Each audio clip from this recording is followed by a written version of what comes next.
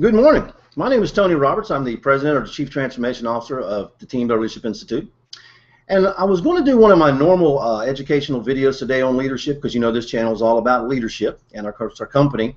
Our goal is to make sure that every workplace is a pleasant, harmonious, productive, profitable workplace. And so I was looking at some of the articles out there today on current events, and General Motors is still in the news for the debacle with their ignition switch.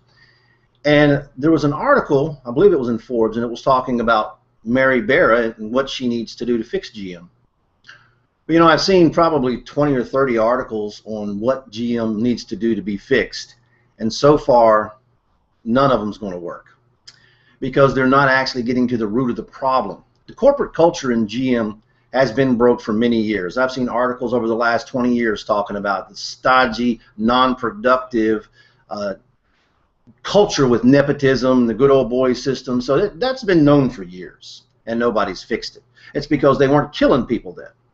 So Mary Barra comes in, and she's brought into, and she's handed this problem, and the articles are all saying that Mary Barra can step up to it. Mary Barra didn't break GM, and she's not going to fix it by herself. Now, here's what I mean by that. Yes, she's firing people, and she's moving people around, and these are probably all great steps, okay? Holding people accountable is definitely something that has to happen. But what has to happen is you have to set up a system. The culture has to hold people accountable, not one leader, all of leadership. So the article says that one of the things that Mary Barra needs to do is she needs to give people opportunity. I'm looking to see how they said it. Opportunity for cooperation is how the article put it. Okay. If you're going to be effective, you don't give people the opportunity for cooperation. You design your culture so they have no choice but to cooperate. As leaders, there are things that we have to have happen. It's not optional. Cooperation on a team is not optional. And so as a CEO, you have to have leaders that support you, so cooperation is the way we do business. That's the way you set your culture up. You don't hope it'll define itself that way. You make it that way. Now, the next thing is encourage questions. So the article said that Mary Barra should encourage questions, and it gave her credit for asking good questions, and that's fantastic. But again, you don't encourage questions. You set your systems and your procedures up and your policies and the enforcement of those. So questions are a given. They're asked all the time at every level. Is this the right thing to do? Is this the way we do it? Does this get the result that we're after? That question should be asked by every employee every day. And there should be a system in place. Well, let me ask you this. Let's say that we just say, okay, guys, ask questions and you know, question what we're doing, and if you see something wrong, say something. What's to stop their leader, the individual's leader, from threatening or firing them or making life miserable for them? How do we stop things like that if we just say it's optional to do these questions? Do you think there's any leaders in the thousands of employees in GM who are not good leaders, who will take it personally as a personal challenge if one of their employees asks questions? Shouldn't we address that? If Mary doesn't address that, it won't work. So what I recommend, what I would suggest to Mary if I was talking to her, is what you have to do is you have to set up a leadership standard in GM. GM needs a leadership standard, meaning that every leader is taught exactly what to do, how to do it, what the standards are, what will be enforced, and then they're held to that standard. You come up with every system and process and how the leadership handles it. You can't let leaders go and use their own beliefs, morals, values, and ethics, because often you find, as in this cultural issue, isn't this a breakdown in ethics and morals and values? Isn't this a breakdown in where the right thing to do, as most people would say, is you do not make defective products that kill people and then do nothing about it when you find you did? Wouldn't most of us say that's not really ethical? So for us to assume that all leaders have positive ethics, that's a mistake, because they don't. Now, I'm not saying those leaders are bad people. What I'm saying is you set a set of standards and everybody adheres to the standard and they're evaluated to the standard. This is how you tell whether they're doing the right thing or not for themselves, for the employees, and for the company. You don't take it on faith that everybody has a positive set of values. As you see in GM, That doesn't work. So there has to be in GM a leadership standard that tells employees, when you think there's something wrong, here's how you do it. You don't let anybody stop you. You make sure you're heard. You set up the systems and processes so no leader can stop them, so they can be heard. You create cooperation, and then you enforce that. You ensure that everybody cooperates with everybody.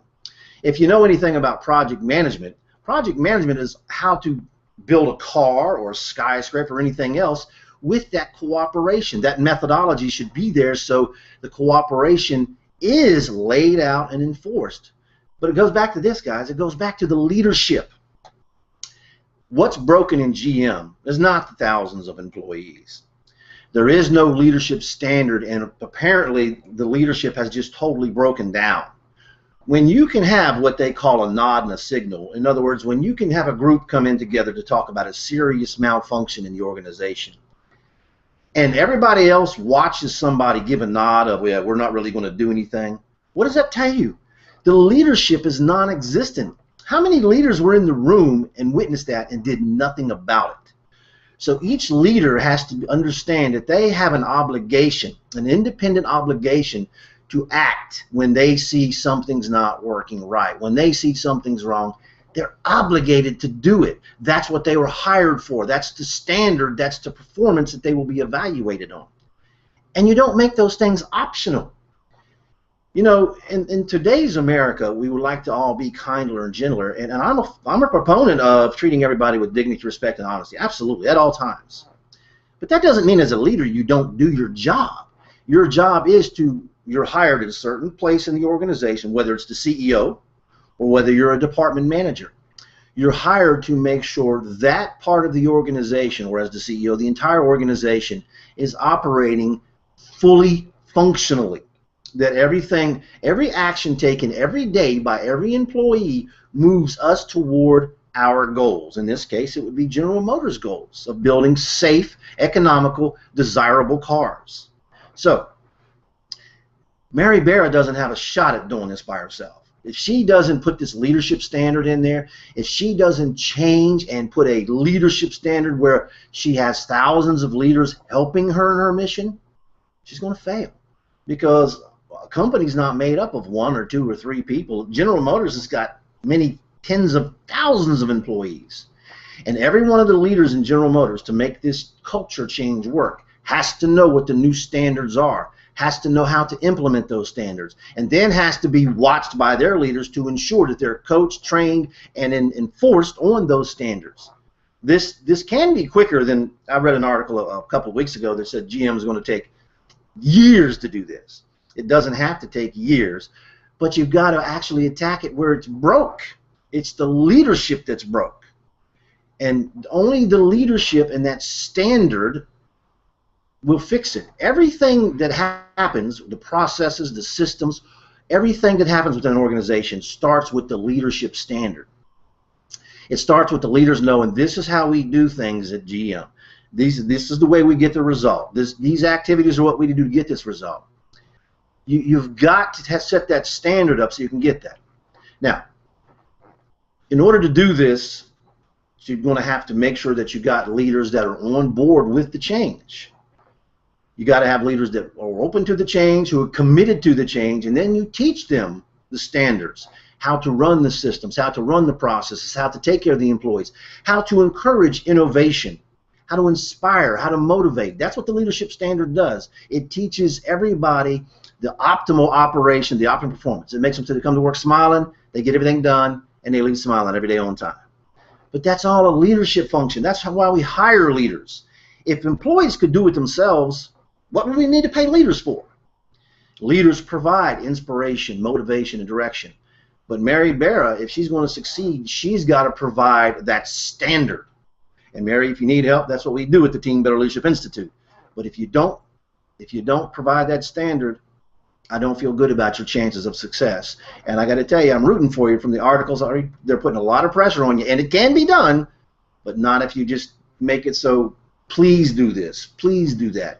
You can't request it. You got to set the systems up and the leadership standard so it's enforced, so that's how your company runs. So anyway, Any of you guys who have influence with Mary Barra and General Motors, you might want to suggest that they do that, because when you're leading employees, you do lead them. You don't ask them to do their job. You give them the tools, the techniques, the training, the direction, and the guidance, and then you coach them and you ask them to do it. And here's the option, guys. As an employee, you come to work, you take the paycheck, you either do what you're paid to do, or you're honest enough to tell them you don't want to do it. But you don't get to hang around and not do your job. That's just not part of the plan. A company can't afford to pay you like that. So leaders, you show them how to do it, you support them, you give them the ability to do it, and then you have them do it. Or you have them admit they don't want to do it. But that's the only thing that's going to fix GM or any other company with cultural issues like that. Leadership requires guidance. It requires commitment, dedication, and it requires that sometimes leaders have conversations they would rather not have. But you always do it in a manner where you treat everybody with dignity, respect, and honesty, and let the employees choose. Even leaders, let them choose. Do they want to do it this way, the way the company's laid out for them, or do they want to do it somewhere else? Bottom line, you got to have people do what they're paid to do. So, Mary, put in that leadership standard and fix GM. I've always been a big GM Chevrolet fan, so keep the company going.